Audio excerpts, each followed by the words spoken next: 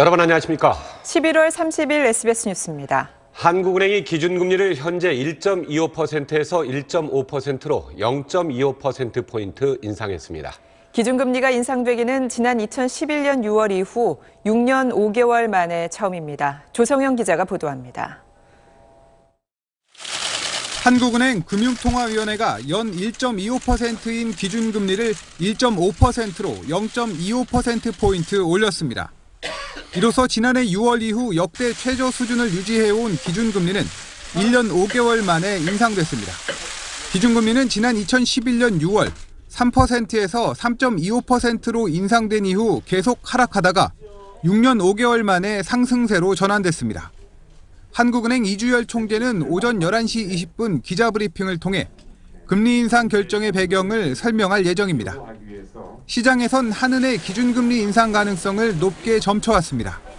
물가가 안정세를 보이는 가운데 경기도 올해 3% 성장이 예상되는 등 회복세가 뚜렷했습니다.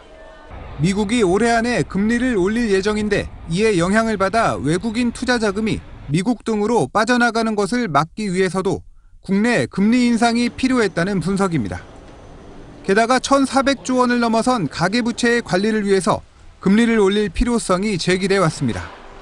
한국은행의 기준금리 인상으로 시중은행 대출금리도 곧 영향을 받아 인상폭을 키울 것으로 예상돼 1,400조 원 넘는 부채를 떠안고 있는 가계에도 대출이자 부담이 현실화할 것으로 전망됩니다.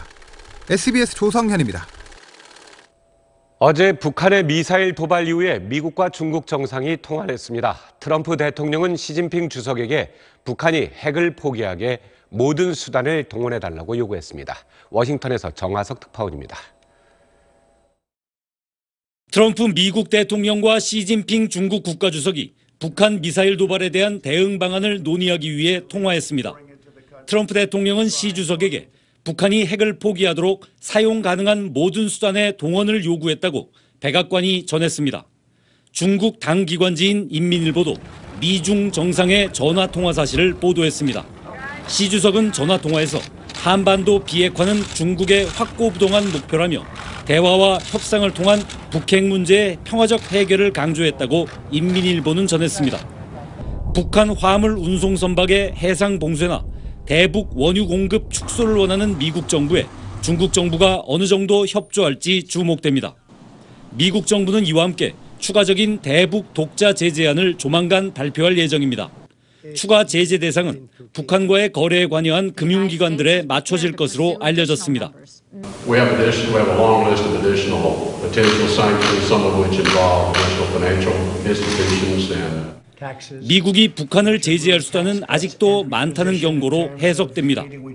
틸러슨 장관은 또 미국은 외교적으로 계속 노력하고 있다고 말해 군사 옵션보다는 제재와 압박을 통한 북핵 해법에 비중을 두고 있음을 분명히 했습니다. 워싱턴에서 SBS 정하석입니다. 북한의 탄도미사일 도발에 대한 대응책 마련을 위해서 오늘 유엔 안보리가 긴급 소집됐습니다. 니키 헤일리 미국 대사는 트럼프 대통령이 시진핑 중국 국가주석에게 대북 원유 공급 중단을 요구했다고 밝혔습니다. 뉴욕에서 최대식 특파원입니다. 긴급 소집된 유엔 안보리 전체 회의에서 15개 이사국들은 북한의 탄도미사일 도발이 안보리 결의 위반이라는 점을 분명히 했습니다. 니키 헤일리 유엔 주재 미국 대사는 모든 유엔 회원국들에게 북한과의 외교 무역 관계 단절을 촉구하며 유엔 회원국으로서 북한의 투표권 등을 제한하는 것도 제재의 한 방법이라고 강조했습니다. 이어 가용한 수단을 모두 동원해야 한다며 트럼프 미국 대통령이 시진핑 중국 국가주석에게 대북 원유 공급 중단을 요구했다고 밝혔습니다. If war comes, make no mistake, the North Korean regime will be utterly destroyed. 하지만 중국과 러시아는 제재만으로는 북핵 문제를 풀 수 없다며 대화와 협상을 통한 문제 해결을 강조했습니다. 중국은 북한의 미사일 도발과 함께 한미합동 군사훈련을 동시에 중단해야 한다고 주장했으며 러시아는 한반도의 사드 도입이 인접국을 불편하게 하고 지역 안정을 해치는 결정이라고 비난했습니다. 오늘 회의 이후 미국 주도로 추가 대북 제재안이 만들어지면 중국, 러시아와의 협의를 거쳐 최종 확정될 것으로 보입니다. 뉴욕에서 SBS 최대식입니다. 북한이 대륙간 탄도미사일 화성 15형 발사 장면을 공개했습니다. 현지 지도한 김정은은 화성 15형 발사 성공으로 핵 무력을 완성했다고 선포했습니다. 보도에 김수영 기자입니다. 어둠 속에서 이동식 발사대에 실린 미사일이 수직으로 세워지고 붉은 화염을 내뿜으며 하늘로 발사됩니다. 북한 조선중앙통신은 어제 발사된 화성 15형을 공개했습니다. 공개된 사진을 보면 화성 15형은 기존의 화성 14형에 비해 2단 추진체가 두꺼워진 모습입니다. 새로운 추진체로 교체한 것으로 추정됩니다. 끝부분은 둥글고 뭉툭한 모양인데 지난 7월 2차례 발사한 화성 14형의 뾰족한 모습과 다른 모습입니다. 구축 이동식 발사 차량에 실린 화성 15형의 미사일 동체는 기존 8축 차량에 실렸던 화성 14형보다 길이가 길어진 것으로 보입니다. 발사 현장에는 김정은 위원장도 함께했습니다. 김정은은 국가 핵무력 완성의 역사적 대업과 로켓 강국 위협이 실현된 뜻깊은 날이라고 말했습니다. 화성 15형의 단번 성공의 기쁨을 금치 못하시면서 만족의 대만족이라고. 중앙통신은 재도립 환경에서 전투부의 믿음성을 재확증했다고 전하며 탄두의 대기권 재진입 기술을 확보했다고 주장했습니다. 앞서 북한은 어제 새벽 3시 18분 화성 15형을 평양 근처 평성 지역에서 발사했습니다. 사거리를 줄이기 위해 고각 발사된 미사일은 최고 고도 4,475km를 기록했고 950km를 날아 동해상에 떨어졌습니다. SBS 김수영입니다. 어제 네 번째 검찰에 나온 우병우 전 수석이 16시간 동안 조사를 받고 귀가했습니다. 국정농단 사건의 마지막 거물이자 구속영장이 2번이나 기각된 우 전 수석이 이번에도 검찰의 칼날을 피할 수 있을지 관심입니다. 박현석 기자가 보도합니다. 어제 오전 10시쯤 검찰청 포토라인에 섰던 우병우 전 수석은 밤 늦게까지 조사를 받았습니다. 검찰은 우 전 수석을 상대로 국정원 추명호 전 국장에게 이석수 전 특별감찰관 등 공직자와 민간인에 대한 불법 사찰을 지시하고 문학의 블랙리스트 작성과 운영에 개입했는지를 집중 추궁했습니다. 불법 사찰 자체가 민정수석실 업무라고 아직도 생각하시나요? 그런 질문이 좀 가정적인 거예요. 자, 고생하셨습니다. 검찰 조사에서 우 전 수석은 관련 혐의를 부인한 것으로 전해졌습니다. 하지만 검찰은 앞서 추 전 국장으로부터 우 전 수석의 지시로 사찰과 보고가 이루어졌다는 진술을 확보한 상태입니다. 또 추 전 국장의 직속 상관이자 검찰 내 이른바 우병우 사단의 핵심으로 지목된 최윤수 전 국정원 2차장 역시 지난 26일 검찰에 나와 사찰 동향 보고 사실을 일부 시인한 걸로 알려졌습니다. 검찰은 한 현직 검찰 간부를 통해 우 전 수석 측과 최 전 차장, 추 전 국장이 서로 연락을 주고받은 정황을 포착하고 지난 24일 우 전 수석과 최 전 차장의 휴대전화를 압수하기도 했습니다. 검찰은 어제 최 전 차장에 대해 구속영장을 청구한 데 이어 우 전 수석에 대해서도 조만간 세 번째 구속영장을 청구할 계획입니다. SBS 박현석입니다. 서울 지하철 9호선 노동조합의 부분 파업 첫날인 오늘 오전 열차 고장으로 지하철 운행이 지연됐습니다. 9호선 노동자들은 출근 시간인 오전 7시에서 9시에는 지하철을 정상 운행하기로 했지만 열차 고장으로 출근길 시민들이 불편함을 겪었습니다. 서울시에 따르면 오늘 오전 5시 53분, 7시 20분 두 차례에 걸쳐 김포공항역에서 출입문이 제대로 작동하지 않아서 열차가 회송됐습니다. 열차가 고장나자 서울시는 수송률이 90에서 99%로 떨어졌을 때를 대비해 세웠던 비상수송 대책을 가동했습니다. 인도네시아 발리섬 아궁 화산의 분화로 발이 묶인 우리 국민 수송을 위해서 대한항공이 오늘 특별기를 띄웠습니다. 대한항공은 오늘 오전 5시 51분 인천공항에서 발리공항으로 향하는 276석 규모의 A330 전세기를 출발시켰다고 밝혔습니다. 아시아나 전세기는 오후 3시 인천공항을 떠나 수라바야에 도착하며 밤에 수라바야를 출발해 12월 1일 오전 7시 30분 인천공항에 도착할 예정입니다.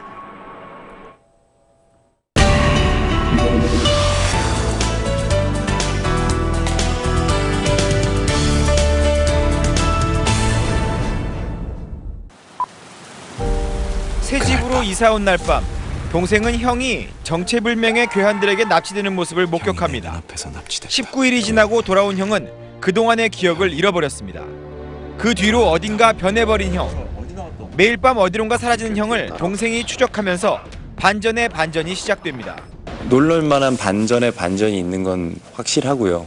예, 그리고 그 반전을 채워나가는 이야기들이 짜임새 있게 아주 잘 배열이 되어 있어서 퍼즐을 맞춰나가는 그런 쾌감. 두 형제의 엇갈린 기억 속에서 살인사건의 진실을 찾아가는 스릴러물입니다.